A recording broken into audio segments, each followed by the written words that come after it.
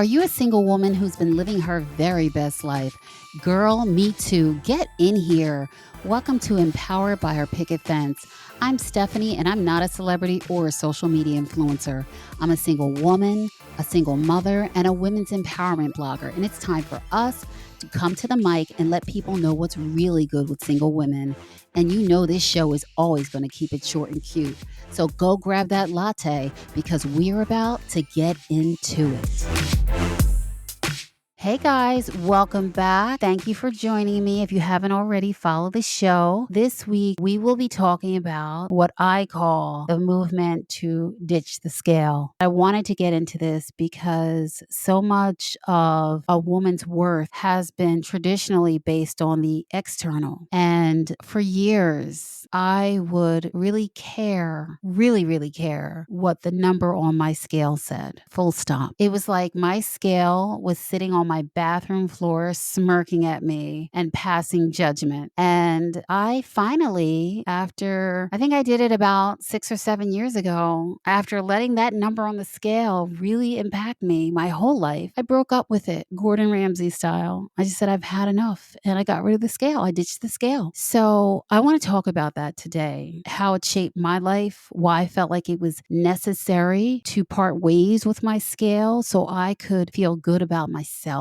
and how it might help you as well. So one of the big questions that I had to ask myself was, what is my worth? You see, every time I would get on the scale and it didn't read off a number that I felt like I should be or that was closer to my goal, I would feel horrible. It would affect my entire day. Our true worth comes from within. And I realized that it was important for me to love my entire being. When you love yourself wholly, it looks different. You don't let the superficial dominate your mind. And then I realized later on in life that it's an inside job. You see, you need to feel good about yourself internally for you to be able to exude it externally. When we learn to embrace our inner beauty, we're actually setting ourselves free from the impossible beauty standard that society projects on us as women. For me, I felt like, in order for me to do that, I needed to ditch the scale. Why do we continue to let the bathroom scale determine how we feel about ourselves? Now, I'm not saying that weight is not important from a health perspective, not at all, because good health is always going to be the goal, and maintaining a healthy weight is part of that. But what I am saying is that we can't let a number on the scale dictate our level of happiness and self-worth. And unfortunately, that's what I was doing for a very long time. I didn't even realize it. So let me tell you how it really went down with me breaking up with my scale. It was during a time when I had put on a little weight. I held on to so many clothes that didn't even fit me anymore just because I really needed that. I really needed to get back. That's how driven I was to get back to what I thought was my ideal,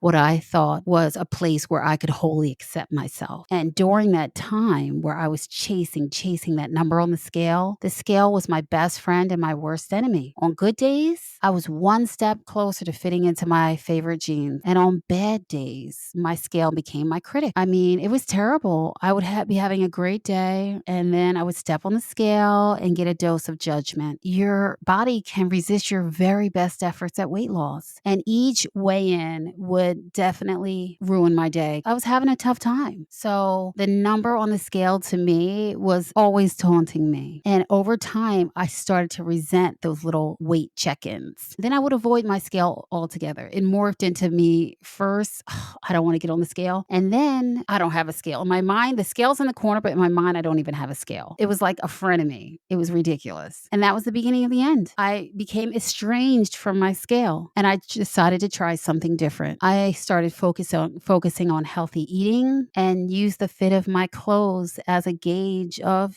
some of the fluctuations. Some of it was water, whatever. If my clothes fit a little tight, I would be a little bit more mindful maybe to stay healthy. But to me, using my clothes as a gauge versus having a number stare me in my face every day was a much kinder version of course correction. So I was like, this is it. And after a year of doing that, I decided to get rid of my scale for good. Who needed it? And I found that using using my clothes as a gauge also saved me money. I mean, there was a time when I used to keep 3 sizes of clothing in my closet to accommodate my weight fluctuations. Not anymore. I keep my current size on hand and I manage things from there. And I have to tell you, I have no regrets and I haven't looked back. And I've even donated my fighting weight clothes to charity. It's all good. So the reason I'm sharing my story is that too many of us have been ruled by that number on the scale, and it's not a determinant of our self-worth. Enough is enough. When we start to focus on our health and inner beauty versus what society's idea of attractiveness is, we can truly experience alignment. When you prioritize putting healthy things into your body for wellness reasons and your weight becomes a measure of health versus vanity, then we're winning. The love-hate relationships that we have with our scales can send our self-esteem plummeting. Will you ever be the size that you were in high school or college again? Maybe not. But ask yourself why it even really matters. I am completely uninterested in setting unrealistic and unattainable goals based on superficial metrics. Who cares what anyone else looks like? I don't, not anymore. We are given this one body for life. We need to respect and take care of it. It doesn't matter what our bodies look like on the outside when inside we feel horrible because we haven't met our so-called goal weight. So it's time for us to put our scale in its proper place and stop the emotional roller coaster. We don't need it. When you let go of your scale, you also begin to focus on what really matters spiritually. You can build a rich inner life where you celebrate yourself, love yourself unconditionally, and give yourself grace